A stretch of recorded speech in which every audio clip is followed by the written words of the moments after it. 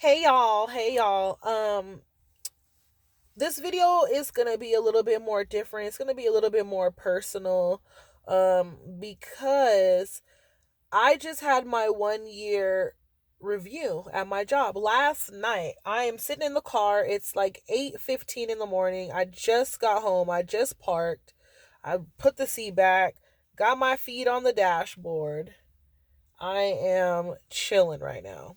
But I wanted to come on here and just talk about respiratory therapy, and what it means to me. It's been a year since I've been working as a respiratory therapist. It's been a year of growth. It's been a year of frustration. It's been a year of overcoming fears and just doing the damn thing. Like, honestly, um respiratory therapy just means so much to me that it's like, it damn near sounds like corny, and it's like extra, but to me respiratory therapy means everything because I'm thinking of it from like just a life standpoint. Respiratory therapy, let me tell you something. Before respiratory therapy, I really wasn't doing shit. I really wasn't shit. I was just out here partying, like getting by in life. You know what I'm saying? And nothing has attracted me the way respiratory therapy has attracted me. Respiratory therapy, after bouncing through different majors, respiratory therapy is the only major that's kept me locked in and focused enough to complete it. I'm thankful for respiratory therapy no matter what. No, I do not plan on being a respiratory therapist forever. Uh, you know, I know that jobs feel like they're gonna use me for they're using us for our services, but I think of it the other way around. If you're gonna pay me as much as you pay me, um, I'm gonna use you, and I'm gonna stack this bread, and I'm going to get to where I want to be, and when I'm ready to leave, I'm out. Um, I got a financial advisor now, that has helped open up different accounts for me. I'm trying to create multiple streams of income right now. I am on this motherfucking marathon. Like, I am going to be a millionaire. I see it in my future. I close my eyes. I dream about it. I can like taste it. I can touch it and all that stuff. I actively practice manifesting. Like, I have articles. I set aside time throughout my day to, you know, separate from people, separate from noise, and lay in bed with my palms open, you know, just open my body, my mind, my spirit, my soul to the universe. And I truly, honestly believe in manifesting my reality. I know that my hard work with the decisions that I'm making, um, like, there's just no other way. There's no other way. But, anyways, what I'm trying to say is that I wouldn't have been able to even get a financial advisor or save the amount of money that I'm saving or buy the things that I'm buying if it were not for respiratory therapy. I will forever have love for respiratory therapy because it opened up so many more doors for me that would not have otherwise been open if I did not pursue this career.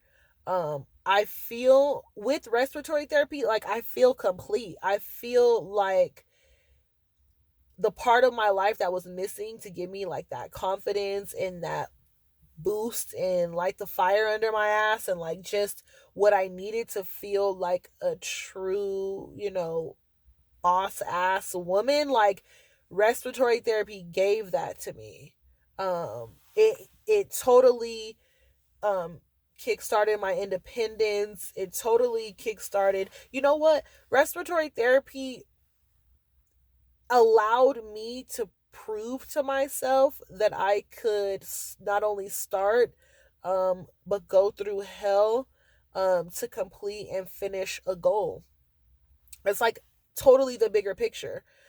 I went through hell in my respiratory therapy program.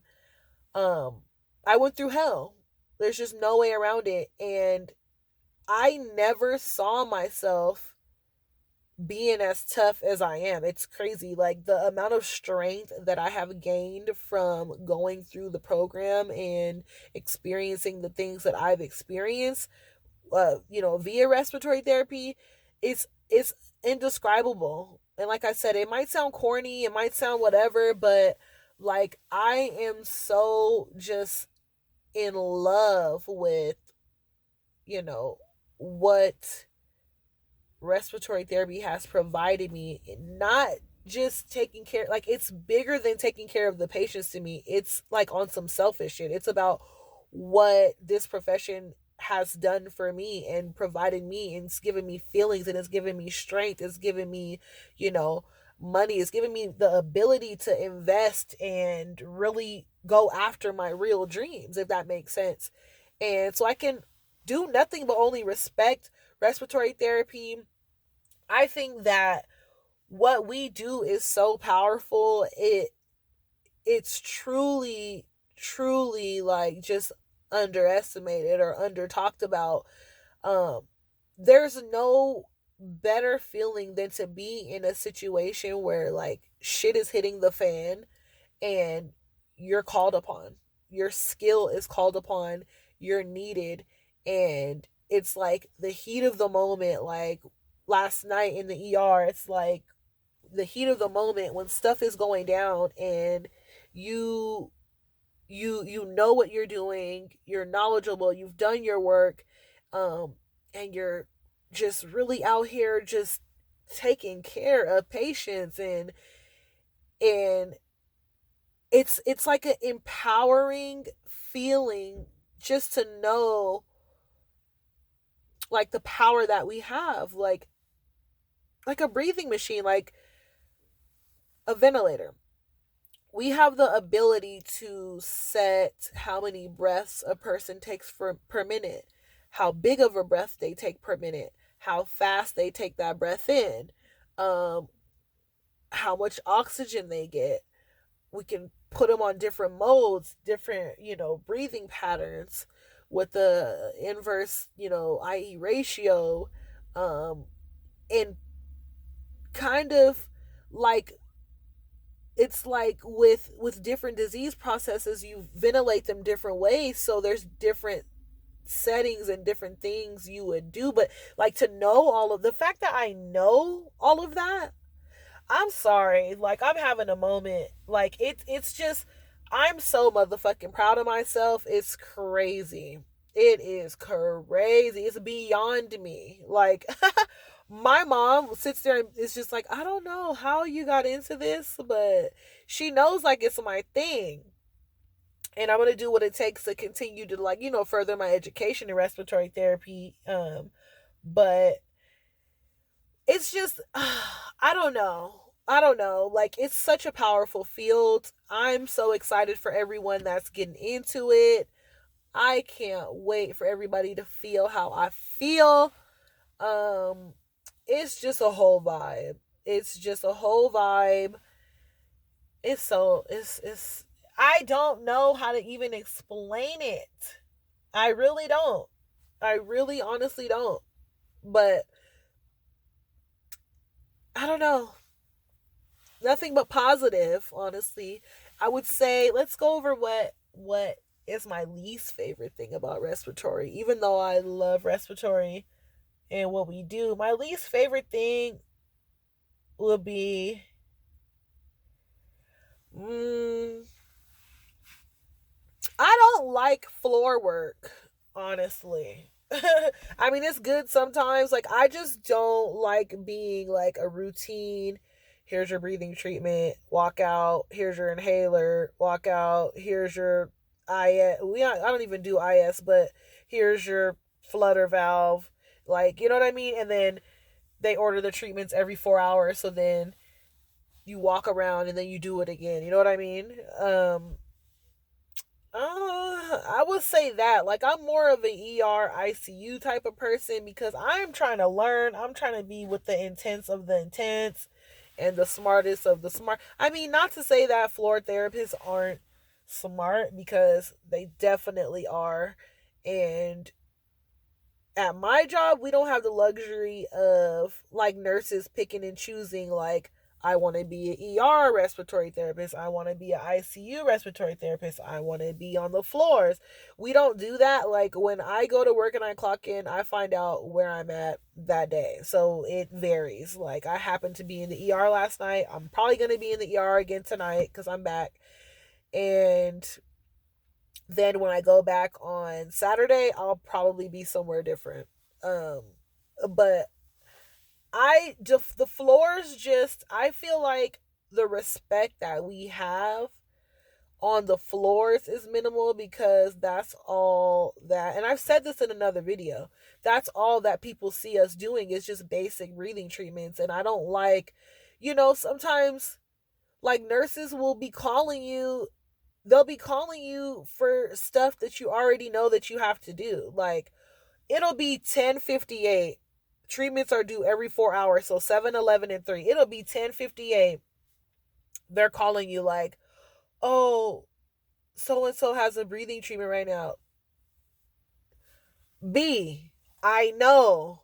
I'm going, and he's gonna stay wherever he's at in line. Like, is he in any distress? If the answer is no, uh, I know how to do my job. Like, I just feel like, okay, I'm not calling you, telling you how to run your IV pumps or something like that. Like, you know what I mean? Like, I know what I'm supposed to do and I'm going to do it. So I cannot stand, like, it's like we have to answer to nurses, if that makes sense.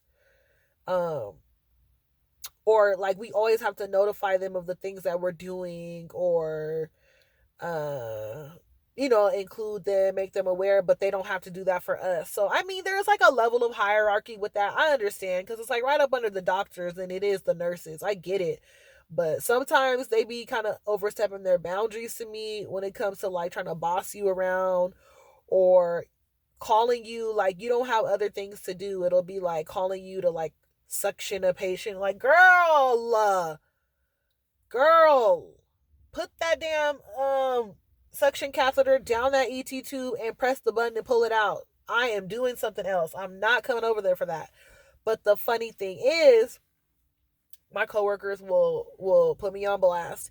When I first started, oh my god, I was straight up like, yes, I'll be right there, and like run over there. Like, run over there.